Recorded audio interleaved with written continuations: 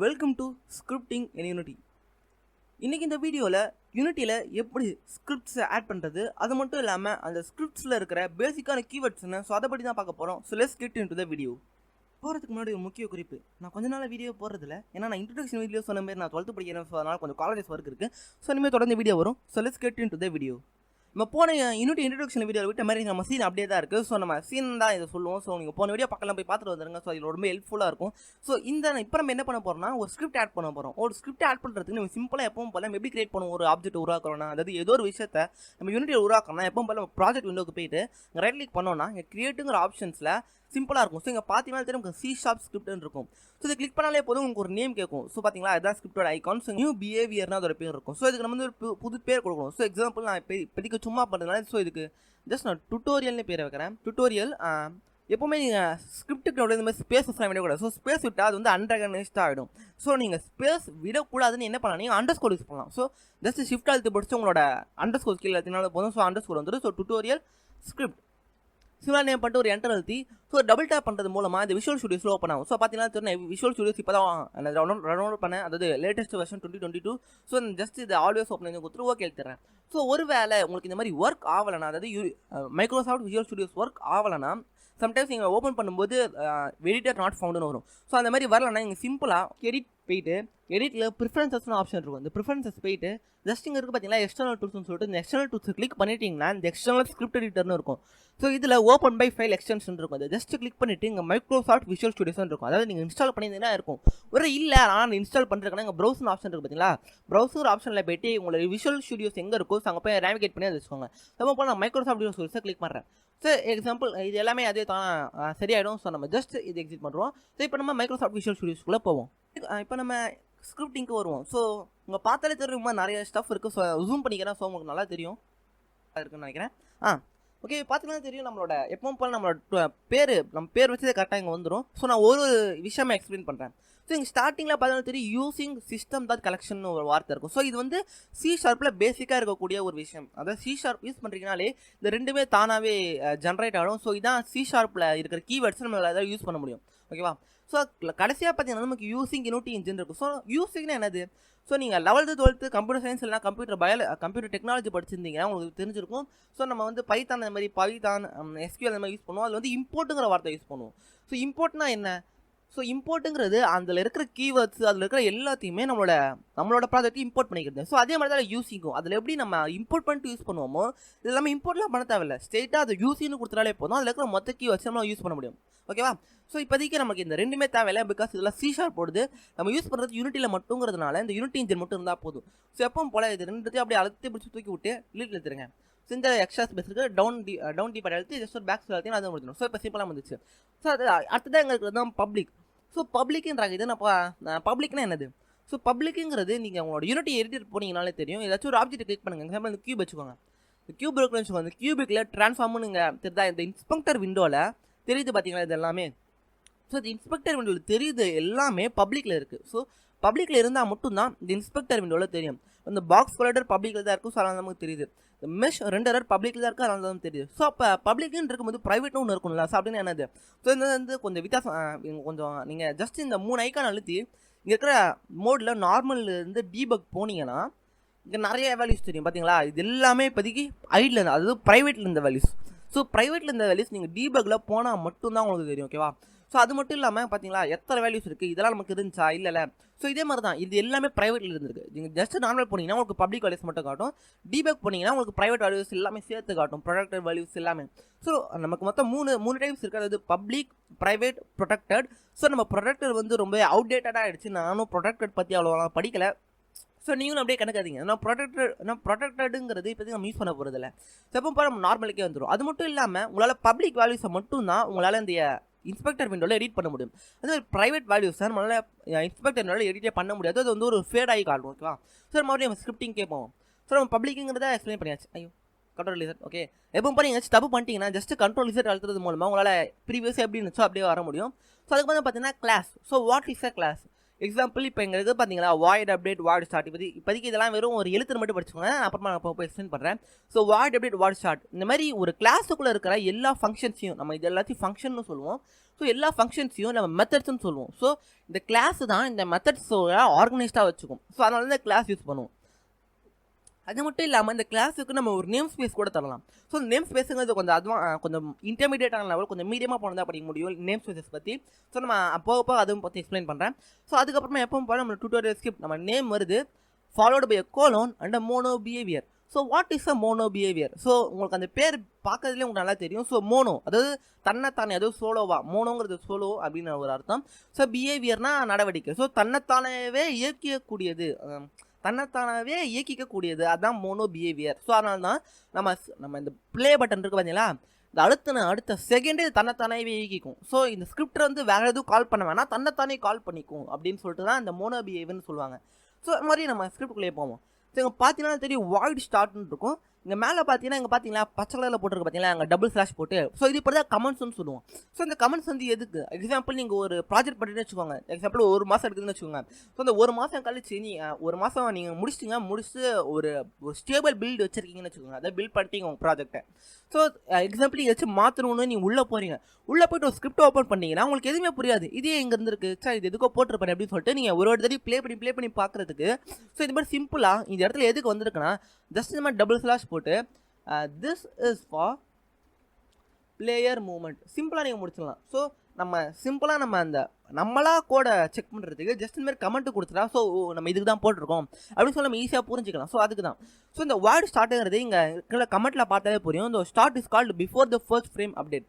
அதாவது நீங்கள் ப்ளே அழுத்துறீங்க பார்த்தீங்களா, ப்ளே அழுத்துன அடுத்த செகண்டே இந்த கேம் ஆப்ஜெக்ட் உள்ளே இருந்துச்சுன்னா இந்த ஸ்டார்ட்டுங்கிற மெத்தட் கால் ஆகிடும். ஓகேவா? ஸோ இந்த ஸ்டார்ட்டில் இருக்கிற எல்லா கோடுமே அந்த ஸ்டார்டிங்லேயே இதாகிடும். ஓகேவா? ஸோ இதெல்லாம் எதுக்கு யூஸ் ஆகும்? எக்ஸாம்பிள் நீங்கள் ஒரு எழுத்து வேல்யூஸ், அதாவது எழுத்து வந்து பிளேயருக்கு ஒரு 100 இருக்குன்னு வச்சுக்கோங்களேன், அது நம்ம கேம் ஆரம்பித்தா அடுத்த செகண்டே அந்த எழுத்துங்கிறது 100ல் ஆறணும். ஓகேவா?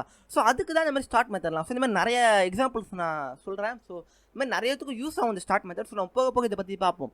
ஸோ அதே மாதிரி தான் கீழே இருக்கிற வாய்ட் அப்டேட்டும். ஸோ நான் கொஞ்சம் மறந்துட்டேன் இந்த வாய்டுங்கிறது என்னதை எக்ஸ்பிளைன் பண்ணுறதுக்கு. ஸோ நீங்கள் ஒரு விஷயத்தை உருவாக்குறீங்கன்னா அதோட டேட்டா டைப்பை நீங்கள் என்ட்ரி பண்ணி ஆகணும். ஸோ எக்ஸாம்பிள் பைத்தானும் இதே மாதிரி தான், நம்ம வந்து டேட்டா டைப்பை என்ட்ரி பண்ணி தான் நம்ம அதுக்கப்புறம் வேரியபிள் நேமே பண்ணுவோம். ஸோ இங்கே பார்த்தீங்கன்னா வாய்டுங்கிறது ஒரு டேட்டா டைப், அப்புறம் ஸ்டார்ட்டுங்கிறது இந்த ஃபங்க்ஷன் நேம். ஓகேவா? ஸோ ஸ்டார்ட்டுங்கிறது கொஞ்சம் ப்ரீ டிஃபைன்டான ஃபங்க்ஷன், யூனிட்டிலேயே நமக்காக ப்ரீ டிஃபைன் பண்ணிருப்பாங்க அதை. ஸோ அதை ஸ்டார்டிங்லேயே நமக்கு என்னது ப்ரீ டிஃபைன்டான ஃபங்க்ஷன், அது வந்து யூனிட்டிலே அது ப்ரீ டிஃபைன் பண்ணிருப்பாங்க. ஸோ ஸ்டார்ட்டுங்கிறது ஃபஸ்ட்டு ஃப்ரேமில் கால் ஆகணும்னு சொல்லிட்டு. ஸோ இந்த வாய்டுங்கிறது வாய்டுங்கிறது ஒரு டேட்டா டைப். ஸோ வாய்டுங்கிறது எம்டி ஸ்பேஸ், வாய்டோட ஒரிஜினலான அர்த்தமே. ஸோ நீங்கள் மைன்கிராஃப்ட் விளையாடிருந்தெல்லாம் தெரியும், எம்டி ஸ்பேஸ்னால் அந்த எண்டில் போயிட்டு நம்ம குதிப்போம்ல, ஸோ அதான் அந்த எம்டி ஸ்பேஸ்ன்னு சொல்லுவோம். ஸோ இது வந்து எதுவுமே ரிட்டர்ன் பண்ணாது. இது வந்து ரிட்டர்ன் பண்ணனாலும் பரவாயில்ல, இதுக்குள்ளே கோடு இருந்தால் அது ரன் ஆகும், கோடு இல்லைனா ரன் ஆகாது, ஜஸ்ட் ஒரு எம்டி ஸ்பேஸாக இருக்கும். ஸோ அதே மாதிரி தான் இந்த வாய்டு அப்டேட்டும். ஸோ வாய்டுங்கிறது எம்டி ஸ்பேஸ் பண்ணி பிடிச்சிக்கோங்க. ஸோ அதுக்கப்புறம் இப்போ வாய்டு அப்டேட்டுக்கு வரும். ஸோ எப்பவும் போல் வாய்டுங்கிறது டேட்டா டைப், ஸோ அப்டேட்டுங்க அந்த ஃபங்க்ஷன் நேம். ஸோ இந்த வந்து ஒரு ப்ரீ டிஃபைன்டு ஃபங்க்ஷன், இது யூனிட்டிலே நமக்காக ஏற்கனவே டிஃபைன் பண்ணி வச்சுருக்காங்க. இது வந்து என்ன பண்ணோம், ஒரு ஃப்ரேமும் எக்ஸாம்பிள் நம்ம வந்து ஜஸ்ட் இப்போ இந்த பிளேயரை லெஃப்ட்டில் மூவ் பண்ணுறோன்னா, ரைட்டில் மூவ் பண்ணுறோன்னா இது ஒரு ஃப்ரேம், அது ஒரு ஃப்ரேமாக 1 2 3. ஸோ இந்த 3 ஃப்ரேம் வரைக்கும் இந்த ஆகணும். ஸோ ஒரு தடவை காலாகும், 2வது தடவை காலாகும், 3வது தடவை காலாகும். ஸோ அந்த 3 ஃப்ரேமும் ஒரு தடவை கால் ஆகிட்டே வரும்.